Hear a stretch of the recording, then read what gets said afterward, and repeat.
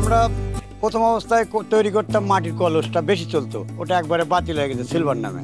যে খাটনি হিসাবে সেই দামটা আমরা পাই না। বন্ধুরা, নিয়ে যাচ্ছি নওগাঁর মান্দা উপজেলার জোত বাজার পালপাড়া। পালপাড়া অর্থই হচ্ছে এখানে ক্ষুদ্র কুটির যে শিল্প রয়েছে সেই শিল্পের সঙ্গে জড়িত অনেক লোকজন এখানে কাজ করে থাকেন এবং এই পালপাড়া কুটির শিল্পের সঙ্গে অনেক পুরনো সম্পর্ক। কুটির শিল্প বাংলাদেশের প্রাচীন একটি শিল্প, কিন্তু কালের ক্রমে এই শিল্পটি এখন হারিয়ে যাওয়ার পথে। এগুলি কি সাত পিঠা তৈরি করছে, দেখছেন? সাত পিঠা, 7, 5, 4 মানে বিভিন্ন ধরনের পিঠার ইয়া। এইটা এগুলো গাছের চারা ও টব আছে। নান্দনিক আদলে বিভিন্নভাবে এই শিল্পের সঙ্গে অনেকে জড়িয়ে থেকে এই কাজগুলি করেন। তবে প্রচলিত আধুনিক জগতে এখন এই শিল্পটা একেবারে অস্তিত্ব সংকটের মুখে, তাই না? এখন অনেকটাই হারিয়ে যাওয়ার পথে। যারা ধরে রেখেছেন কোনো রকমে ধুকে ধুকে চলছে বলা যায়। প্রচণ্ড প্রতিযোগিতার বাজার। এই বাজারে মানে এগুলি এখন আস্তে আস্তে ক্ষয় হয়ে যাওয়ার পথে।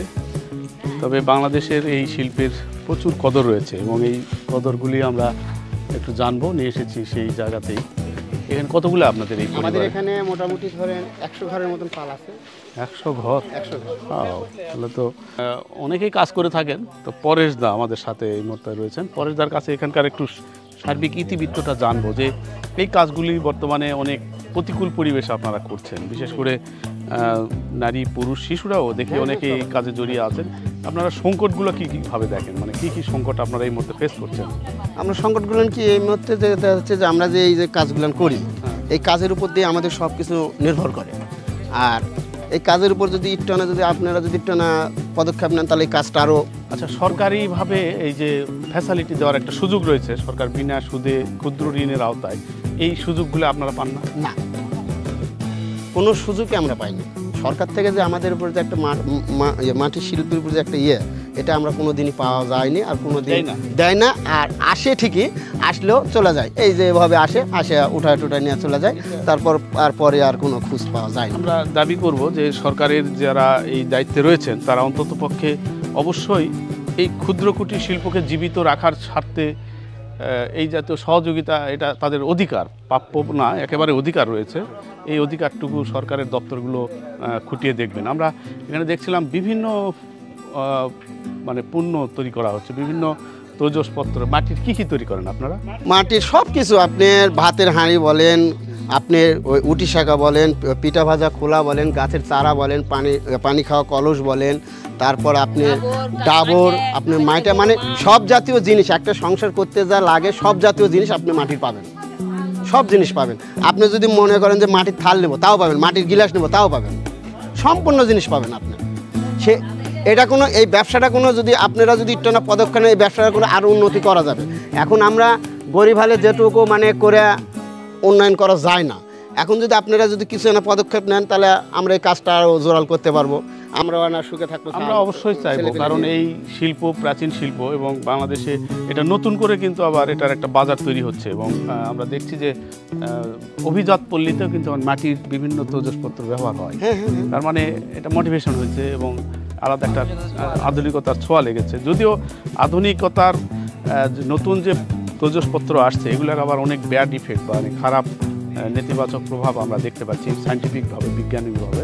কিন্তু মাটির এই তৈজসপত্রের এই জাতীয় ক্ষতিকর প্রভাবটা খুবই কম। মানে এটা আরও হয়তো গবেষণার বিষয় রয়েছে। তো আমরা এই বিষয়গুলো নিয়ে সার্বিকভাবে আরও কিছু একটু জানবো পরেশদার কাছ থেকে। আপনার পরিবারও কাজ করে? হ্যাঁ, আমার পরিবারও কাজ করে। কতজন এখানে মোট আছেন আপনার? এখানে আমরা আছি মোটামুটি ধরেন 250-র মতন লোক আছে। 100 ঘরে 250 বেশি হবে। সবাই একই কাজ? হ্যাঁ, সবাই একই কাজ করে। আর এই কাজটা হচ্ছে কি, আগে যে মানে এই কাজের একটা মান ছিল, এখন আমাদের দেখা যাচ্ছে যে সব জিনিসের দাম বেড়ে গেছে। যেমনি 1 গুলা মাটি নিতে আপনার 20 টাকা লাগে। এখন ওই 20 টাকা ওই জিনিসটা তৈরি করে আপনি পোড়ালে দেখা যাচ্ছে যে পেটে ভাতে চলে, কোনো আয় উন্নতি হয় না। এখন আমাদের জাতীয় ব্যবসা করে খেতে হবে বলে এই জন্য করে খায়। আর হ্যাঁ, এই এখন আমাদের আবার ছেলেপেলে এই যখন এই কাজে যখন পড়ে, দেখ গোটা বছর খাটলাম, ভূতের মতন খাইটা কোনো টাকা নেই। তারপর দেখা যাচ্ছে ছেলেপেলে বলছে না, আগ্রহ আস্তে আস্তে আগ্রহ হারা ফেলেছে। আর এটা যদি আপনারা যদি একটু যদি না পদক্ষেপ নেন তাহলে দেখা যাচ্ছে আগ্রহটা বাড়বে। তা তো আমারও মনে হবে না সে পদক্ষেপ নিয়েছে, আমরা একটু না যান আটটু করি। জীবিত রাখার দায়িত্ব সরকারেরই, কারণ এই জাতীয় যারা আপনারা ক্ষুদ্র কুটির আওতায় নিজস্ব স্বনির্ভরভাবে আপনারা কাজ করে থাকেন। আচ্ছা, একদিক দিয়ে আসেন, ওখানে মোটা মাটির কলস। হ্যাঁ হ্যাঁ, এটা মাটির কলস না, এটা হচ্ছে ভাগা তৈরি করা মাটির কলসই, ওর উপর ভাগা তৈরি করা যায়। হ্যাঁ হ্যাঁ, শীতের ভাগাটা দেয়। হ্যাঁ, শীতের ভাগা, পানি খাওয়া কলস। শীতের ভাগা তৈরি করছেন, এটা কত? 20 টাকা দিচ্ছি।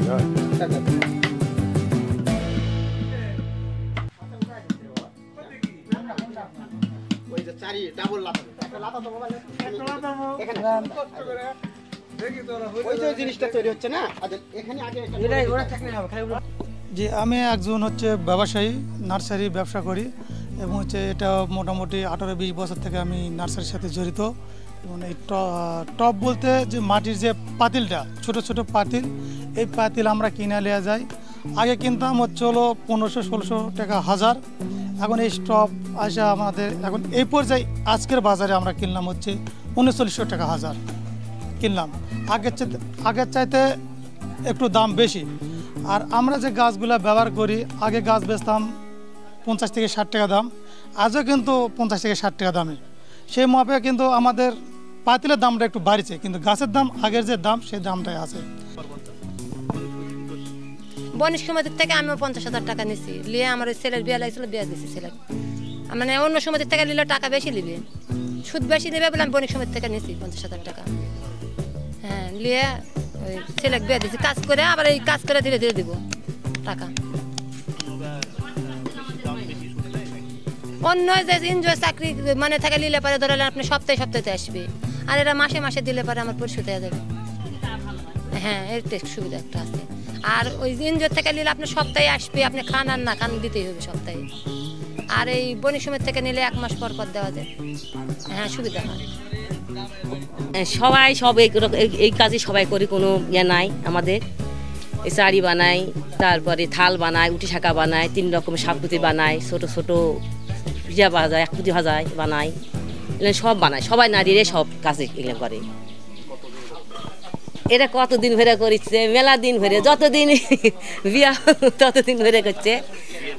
হ্যাঁ, বিয়ের পর থেকে বাবা বাড়ি ছিল না, এখানে এসে সব শিখছি। আমি এই দেখেন সাতপুতি, 3 রকমের সাতপুতি বানাই, ডাবর বানাই, দেখেন চিটাই বানাই, এই উটি শাঁখা বানাই, থাল বানাই, বেড়া বানাই, কয়েলদানি বানাই।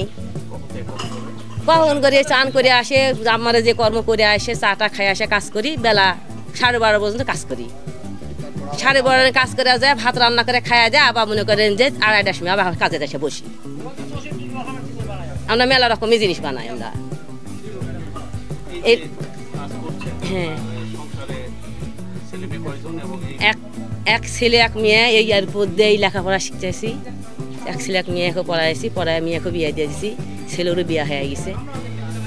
হ্যাঁ, এরপর দিয়ে জোর জমি আমাদের নাই, এরপরই খাটনির পর দিয়ে সব কিছু আমাদের।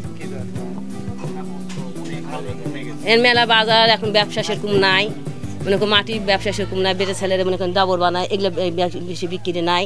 এখন আবার চলিছে, পাবনা লোক আসে, নৌকালি আসে, নৌকায় দেওয়া হয় মা। আমরা দেখছিলাম অনেকেই এই কাজ করেই তারা জীবিকা উৎস, তাদের একমাত্র অবলম্বন। ছেলে মেয়ে লালন পালন করেন এই পালের, এই ক্ষুদ্র কুটির মাটির বিভিন্ন তৈজসপত্র তৈরির মাধ্যমে। তো রয়েছি নওগাঁর মান্দা উপজেলার পালপাড়া যোগবাজার এলাকাটি। আজ এই পর্যন্ত, আগামীতে আবারও কোনো ঘটনা নিয়ে আপনাদের সাথে থাকবো। সে পর্যন্ত আমাদের সাথে থাকবেন, ভালো থাকবেন, সুস্থ থাকবেন। আল্লাহ হাফেজ।